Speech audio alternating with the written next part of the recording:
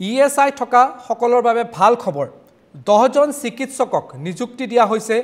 ESI হস্পিটালত শ্ৰম বিভাগৰ মন্ত্ৰী সঞ্জয় কিষাণৰ উপস্থিতিত নিযুক্তি প্ৰদান কৰা হৈছে ৰাজ্যৰ বিভিন্ন প্ৰান্তত নিযুক্তি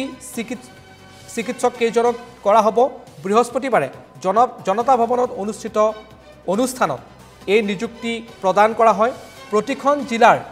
লোকে যাতে সময়ত চিকিৎসা লাভ কৰিব পাৰে তাৰে প্ৰয়াস বুলি মন্তব্য কৰিছে শ্ৰম বিভাগৰ ফালৰ পৰা ESI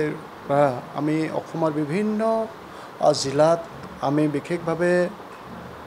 যিখিনি কৰ্মচাৰী শ্ৰমিক শ্ৰেণী আছে তেখেতসকলক আমি ESI ৰ পৰা তেওঁলোকক সেৱা আগবঢ়াই আছো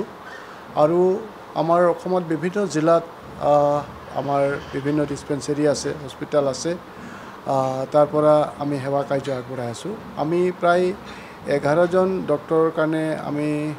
APSC দিছিলো আৰু তাতে আমি প্ৰায় আজি আমি 10 জন ডক্টৰক আজি ইতিমধ্যে আমি নিযুক্তি পত্ৰ প্ৰদান কৰিলো সব বস্তুৰে কিছুমান প্ৰচিডিউৰ থাকে একচুয়ালি প্ৰথমে মই কম যে আজি আমাৰ যেটো এটা শুভ দিন যে আমাৰ আৰু নতুন ডক্টৰ 10 জন জয়েন কৰিলে গটিকে আমাৰ ESI তো আগতকে আমাৰ 10 জন 11 জন পোষ্ট খালি আছিল এটো মই থ্যাংক ইউ মানে এটকে থ্যাংক ইউ দিলো কিন্তু ESI সন্দৰ্ভত হল কি যে প্ৰথম কথা হল কি ESI আপোনাৰ অৰ্গানাইজ সেক্টৰৰ কাৰণে য'ত 10 জন বা তাৰ ওপৰৰ এমপ্লয়ি আছে আৰু য'ত মানুহখিনিৰ দৰমহা 21000 ৰ তলত এতিয়া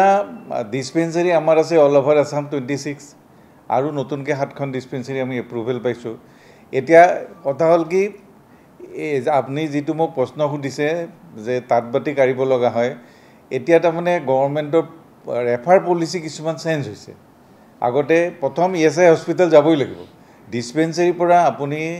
ৰেফাৰ লৈ ESIC হস্পিটালত যাব লাগিব ESIC হস্পিটাল অসমত দুখন আছে এখন গুৱাহাটীত এখন তিনচুকীয়াত আৰু য'ত ESIC হস্পিটাল নাই তাত গভৰ্ণমেন্ট কলেজ যদি একদম ইমাৰ্জেন্সি তেতিয়ালে আমাৰ প্ৰাইভেট টাইপ বহুতখিনি আছে প্ৰাইভেট টাইপ হস্পিটালত যাব পাৰে এতিয়া প্ৰবলেমটো হৈছে ESIC হস্পিটাল বেলতলাখন কনষ্ট্ৰাকচন হৈ আছে 200 বেড গটিকে তাত একচুয়ালি আজিৰ দিনত 50খন বিছনাৰহে কেপাসিটি গটিকে তাত আল্ট্ৰাসাউন্ড মেচিন কম তাত ৰেডিঅলজিষ্ট কম বা তাত ল্যাবৰেটৰি পেথলজিষ্ট কম গটিকে মানুহৰ অকমান তাতবাতি কাৰিব যেটো শব্দ কৈছে আপুনি তেনেকুৱা অসুবিধা হৈছে কিন্তু তাহাতে তেখেতসকলক কিছুমান ধৰক এটা দুই ধৰণৰ ৰেফাৰ হয় আমি কিছুমান বস্তু দেখিলে যে তাতে ভিৰ বেছি হৈছে সেকেন্ডাৰী কেছবিলাক আমি টাইপ হস্পিটালত দি দিওঁ ষ্ট্ৰেইট ওয়ে আৰু SST বিলাক হি তেখেতসকলে দিয়ে বেলতলা হস্পিটাল হয় সাপোজ SST মানে কাবাৰ হাৰ্টৰ প্ৰবলেম হৈছে কাবাৰ লাংছৰ প্ৰবলেম বা কাবাৰ কিডনি প্ৰবলেম হেতু ডিসপেন্সাৰী পৰা ৰেফাৰ কৰি আনি